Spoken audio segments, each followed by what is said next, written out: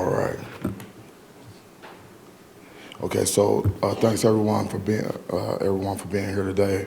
Really appreciate it. I was able to. Last time we talked, I said I need to watch the film.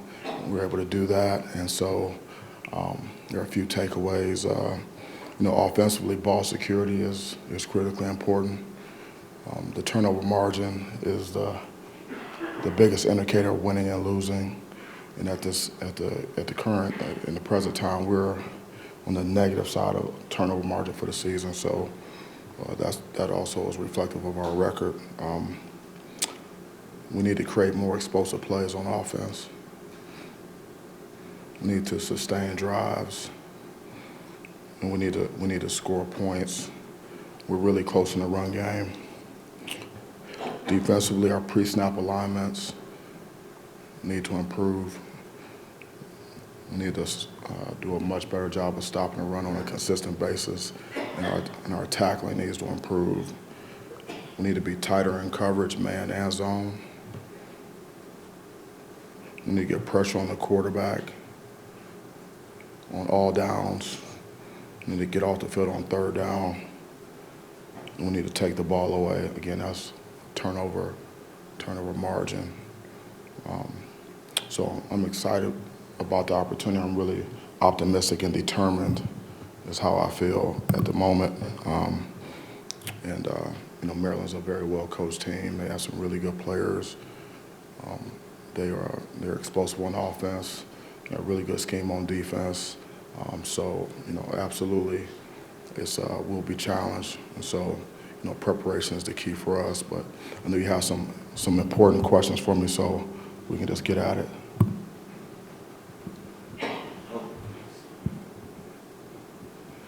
Mel, that's a long list of things need to be changed to work on. How do you do something like that in short order? Mm-hmm. Not a long-term fix, but we know Maryland can throw it, and the schedule after that doesn't get any easier. Mm-hmm. Yeah, how do you fix it? We have some plans to do that. Exactly the specifics of how we're going to do that, I would care not to share them at this time. But that's what we're doing right now. Yeah. Mel, I was wondering. Oh. Go ahead. All right. So on Saturday, you said you'd kind of been down this road before when you were asked about scheme versus personnel. I was wondering if you could elaborate on that and just where you were at and what you were referring to. Yeah, we need to make some scheme adjustments, and then we're always evaluating personnel, and we'll do that when necessary. So we'll have to see what that looks like once we get out there. Well, I'm curious, when you go through all those things and you're going through them with the players and you see how the last couple of weeks have gone, where's the, I don't say the mindset, but the mood or the mental approach of this team? Where do you think they are in terms of that? Are they down or any of those sort of things? I would say determined and optimistic, because we're capable of correcting these things, and the players know it.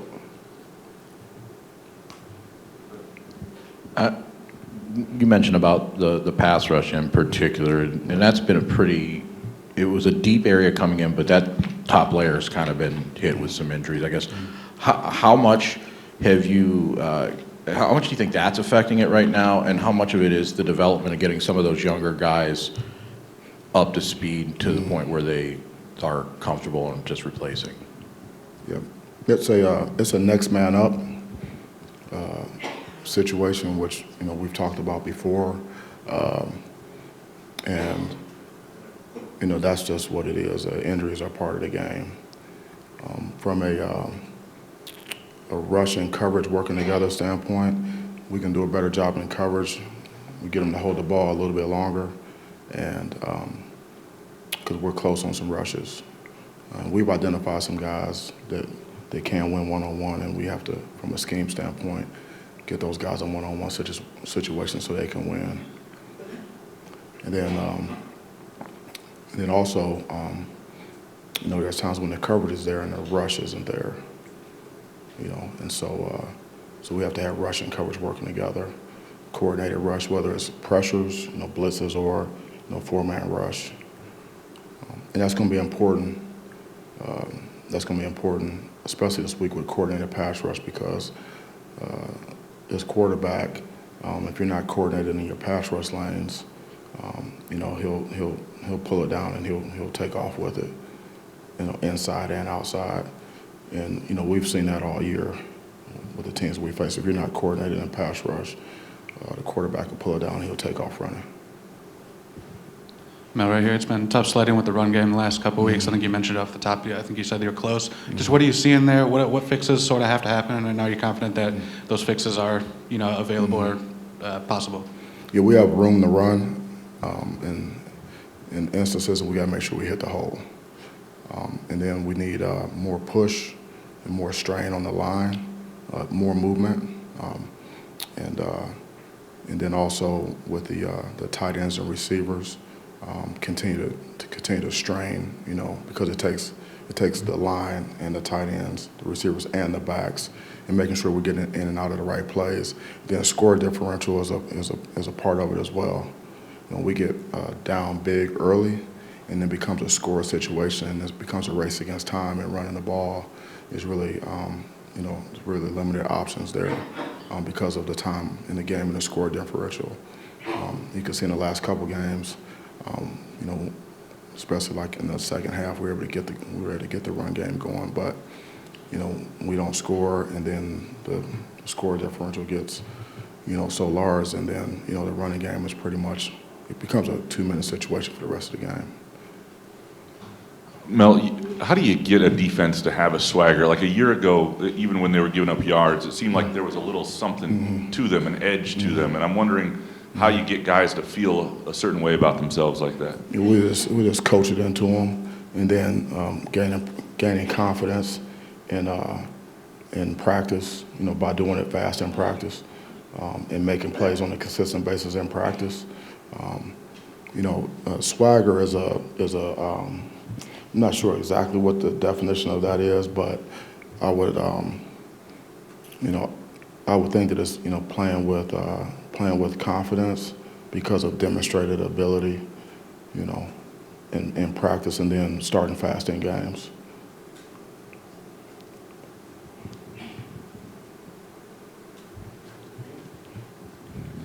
Mel, you've talked often, including Saturday, about blocking out the noise. How tough is that to do this week, and what's your responsibility as a leader to kind of circle the wagons? Because around here, with the success you've had, when you lose 2 games in a row, everyone thinks the world's ending, the sink is shipping, the season's over. How do you keep that from filtering in, and what is your responsibility this week to, as I said, circle the wagons? For me, it's not difficult to block out the noise. I think it's more difficult for the players. Just because of experience. So we talk about it. We talked about it immediately after the game in the locker room, and then we talked about it again today, and we'll continue to talk about that. But it's important now what exactly we say, how to do that, then I'll just have to keep that in-house. Well, I'm going to ask a little bit about Peyton. Obviously you have a lot of issues going on right now, but he struggled a little bit last week. Do you think there's times when he sees maybe the running game's not going, we're not sustaining drives? Does he start putting pressure on himself and maybe try and do too much at times? Or I guess I'm just trying to figure out where he's at in terms of that, because he seems frustrated at times out there. Yeah, I think that he's a high-level competitor, that wants to do things right and wants to execute and wants to win. And so we have to play. He has to do a better job in some areas. In some situations in the game, we have to play better around him, offense, defense, and special teams. But I'm very determined, to help this team get better, and I know that he is as well. Mel, you mentioned that their personnel in Maryland on offense. So I think we know their quarterback. We know they got some good receivers that have been there a little bit. Like scheme-wise, plan-wise, what sort of stuff do they do that allow those guys to be successful attacking defenses through the air? What are some things that you're noticing that just they do really well? Yeah, so Locke is a great football mind. He's an excellent coach. He's an excellent leader, but he's very creative on offense, and he knows how to get the ball to his playmakers, and he also believes in running the football as well. So, and he's really good at game plan schemes. There's things that they do every week, but they're always going to have something game specific to attack a perceived weakness, and so he does a really good job with that. Yeah, really, Locks is one of the best. Do you guys cross over to Alabama at all there? Or work together? No, we haven't worked together, but I know him very well. He's I consider him a friend. When you look at Berger and Broussard, you started Broussard, and wonder behind the genesis behind him over Berger at the outset, and what do those two need to do differently, or is it more on the line to kind of free them up a little bit better? Yeah, well, Berger was banged up coming out of the previous game, and so it took us a little while to get him ready for the game, during the week. But like I said, hit the hole, run hard, protect the football, and then we got to do a better job around him, so we can have room in the run game. You mentioned starting fast back here, Mel, with the cameras. You Yes. mentioned starting fast. Can that start with something as simple as maybe receiving the kickoff to start the game if given the chance? Yeah, I mean, like a kickoff return is like the first play of offense. Like a kickoff coverage is the first play of defense, so absolutely. And then last week we were talking about you changing stuff by watching a continuous copy of the film. Have you done anything like that this week or changed anything up leading up to Maryland? Yeah, we're going doing some things differently to change the stimulus, in the meetings and in practice, but we didn't watch the continuous copy this morning. That's a sometime thing, not every time thing. Mel, in the stats era, Michigan State's never started the first 4 games without an interception. How much of that is the defensive backs aren't close enough to get one, or are there other factors that we're not seeing? Yeah, all of the above. All of the above. But the past is not necessarily predictive of the future, unless you don't change the behavior. So we need to change the behavior to get a better result.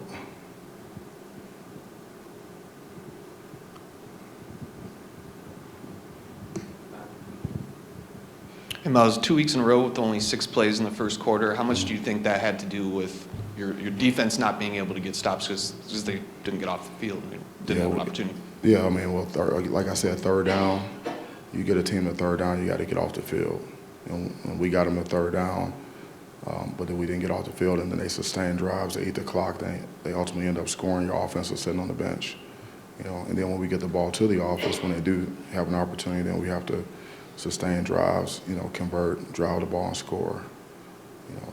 But yeah, the job of the defense is to get the ball back to the offense, as quickly as possible, as much as possible, and score or set up a score.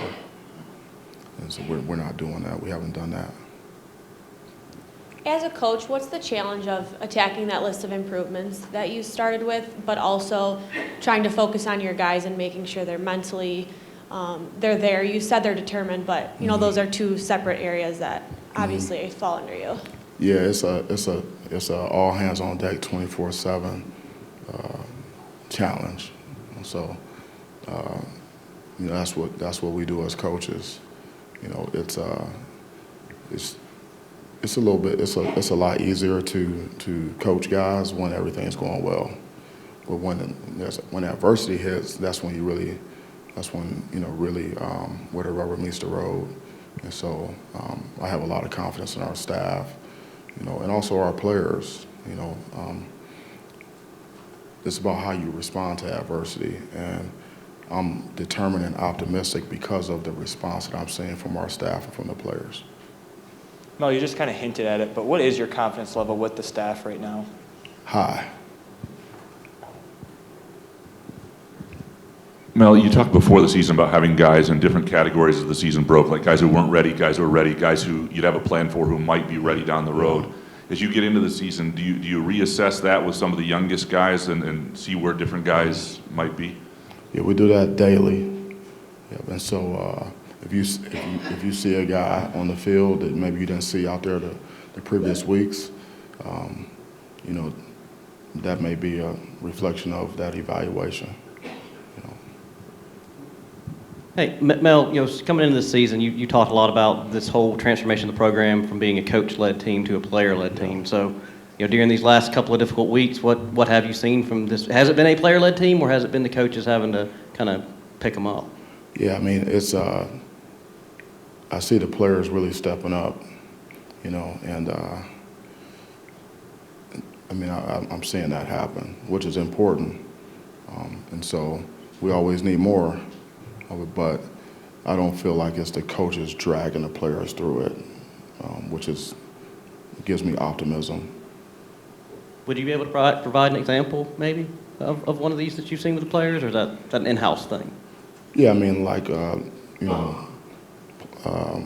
have a defensive player that, had all the defensive players in on their day off yesterday. Watching the game all together, going over every play, going over the calls, the communication, the assignments, things like that. That was something that was not directed by the coach, by the coaches. The same thing happens on offense as well, yeah. Obviously, Xavier hasn't been able to play the last 3 weeks. Yeah. I think there was a period of time, I don't remember, second half maybe, where we saw him out on the field talking with the guys. I guess what has his level of involvement been, even when he's not able to contribute on the field? Yeah, he's able to get more involved now because he's more mobile. He was on crutches there for a minute, so he had to keep a distance just from a safety standpoint. But now he's more mobile, and he can get a little bit closer to the action. And that's what you're seeing.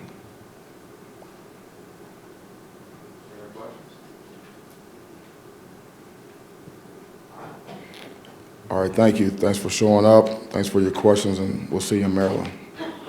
Go Green.